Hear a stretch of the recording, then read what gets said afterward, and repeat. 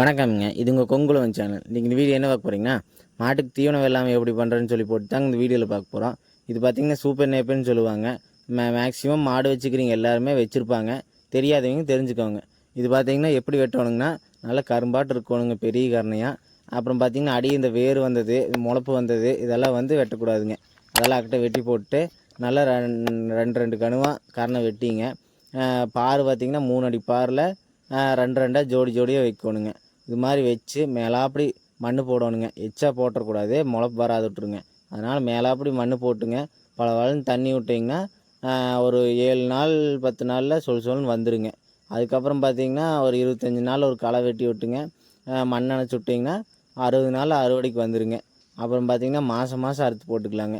இது பார்த்திங்கன்னா தெளிவாக இந்த வீடியோவில் சொல்ல முடியலைங்க, ஃபுல் வீடியோவில் சொல்லிக்கிறேங்க. பார்க்காதீங்க பார்த்துக்குங்க. விவசாயம் பண்ணுற ஃப்ரெண்டுக்கு வந்து ஷேர் பண்ணி விட்ருங்க. மறக்காத லைக் பண்ணிடுங்க.